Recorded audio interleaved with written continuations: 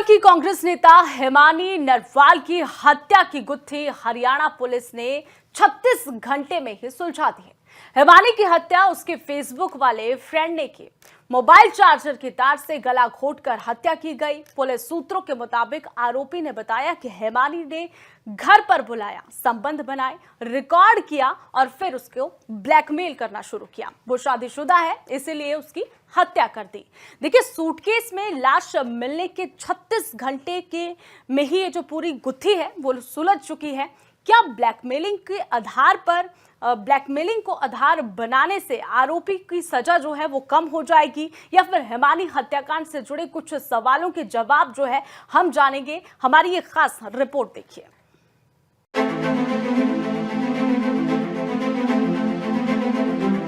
1 मार्च 2025 हरियाणा के रोहतक के Sampla police station के एसएचओ विजेंद्र सिंह को एक सूटकेस में महिला की लाश मिलने की सूचना मिलती है।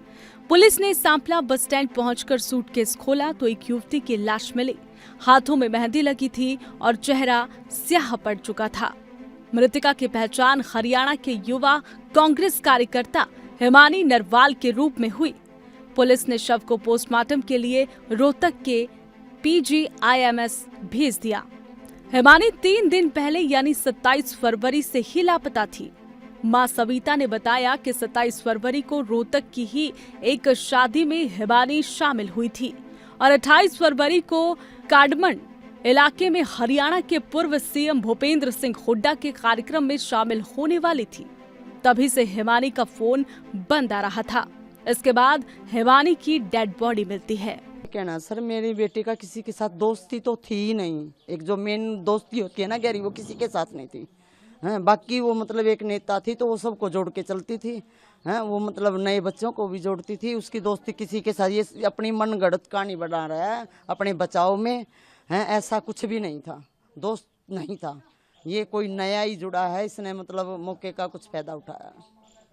ये बता रहा है, वजह तो बताए ना। मान लिया लेन देन था, लेन देन के पीछे मतलब मारने का कारण बताए ना। लेन देन तो वैसे भी आम आदमी का सबका होता है। हाँ? लेन देन तो मारने का वो नहीं हुआ ना। हमारे को भी मतलब वो कर, जब घर तक आना जाना है तो हमारे को बता भी सकता था। लेन देन के बारे में हमें बताता, या फिर मतलब लेन देन मौत से क्या कनेक्शन है कि भी खत्म किया गया, मतलब ये क्या हुआ। हेमानी 5 महीने से रोहतक के विजयनगर स्थित अपने पैतृक घर में अकेली रहती थी। उसके बड़े भाई की करीब 14 साल पहले हत्या कर दी गई थी, जबकि उसके पिता और शेर सिंह ने 10 साल पहले ही सुसाइड कर लिया था। इसके बाद मां हेमानी और उसके छोटे भाई जतिन को लेकर दिल्ली चली गई। रोहतक क्राइम ब्रांच और रोहतक पुलिस की 5 टीमें बनाई गई, जो मामले की जांच कर रही है।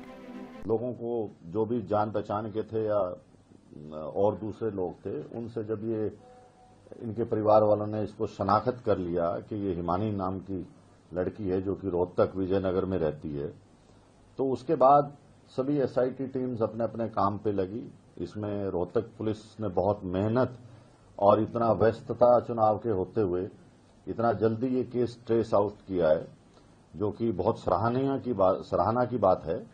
इसके अंदर जो एक्यूज्ड है वो गिरफ्तार कर लिया गया, जो कि 1.5 साल पहले से इंस्टाग्राम, सोशल मीडिया आना जाना उसका इनके घर पे था। लड़की अकेली विजयनगर में रहती थी और 27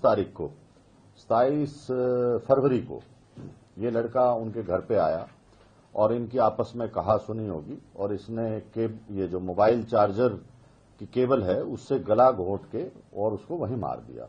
उसके बाद जो इसके जेवर थे, लैपटॉप था या जो दूसरा सामान कीमती था, उसको ले जाके अपना जो उसकी शॉप थी, दुकान या अपना झज्जर के अंदर, वहां छुपाया और इसी की स्कूटी लेके वो वहां गया और वापस आया। और रात को फिर इसने इसको लड़की को काले बैग में पैक करके, और क्योंकि रजाई वगैरह पे भी खून के धब्बे वगैरह पड़ गए थे, तो उन सब को साथ पैक करके और ये रात को 3 व्हीलर लेके बस में सांपला बस स्टैंड के पास गया, ये दिखाने के लिए कि मुझे कहीं जाना है। तो फिर वहां जब 3 व्हीलर चला गया तो इसने वो बैग वहां पर फेंक दिया ताकि आइडेंटिफाई ना हो डेड बॉडी, और उसके बाद ये वहां से भाग गया। लेकिन पुलिस ने जो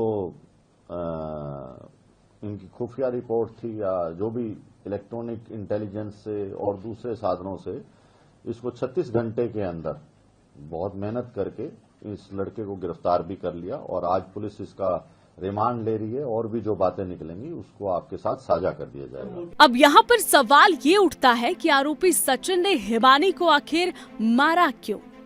पुलिस के मुताबिक सचिन ने हिमानी की हत्या की बात कबूल ली है। सचिन ने बताया कि 1 साल पहले सोशल मीडिया प्लेटफॉर्म फेसबुक पर हिमानी ने उससे दोस्ती की थी।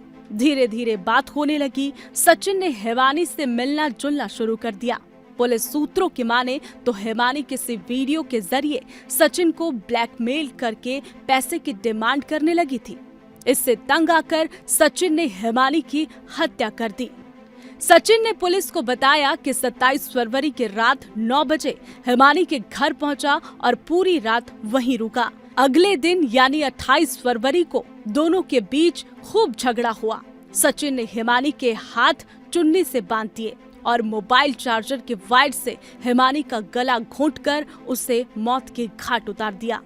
आरोपी ने हिमानी के शव को वहां घर में रखे सूटकेस में पैक कर दिया। इस हाथापाई के दौरान सचिन के हाथों पर भी कुछ चोटें आई। इससे उसका खून रजाई पर लग गया। इस कारण सचिन ने रजाई के कवर को भी शव के साथ सूटकेस में ही पैक कर दिया। सचिन ने हिमानी की अंगूठियां, सोने की चेन, मोबाइल, उसका लैपटॉप और अन्य आभूषण एक बैग में डाले हिमानी की स्कूटी से अपनी दुकान पर चला गया। फिर वो शव को ठिकाने लगाने के लिए रात करीब 10 बजे वापस आया और ऑटो में सूटकेस के साथ दिल्ली बाईपास रोहतक पहुंचा। यहां से वो बस में बैठकर सांपला गया। सांपला बस स्टैंड के पास सूटकेस को झाड़ियों में फेंक दिया और वहां से फरार हो गया। क्या ब्लैकमेलिंग को हत्या का आधार बताने से आरोपी को कम सजा मिलेगी? यहाँ पर ये भी एक बड़ा सवाल है। इरादतन और पूरी जानकारी में की गई हत्या को सही ठहराने के लिए ब्लैकमेलिंग का कानूनी बचाव नहीं हो सकता। Bureau report, living India news.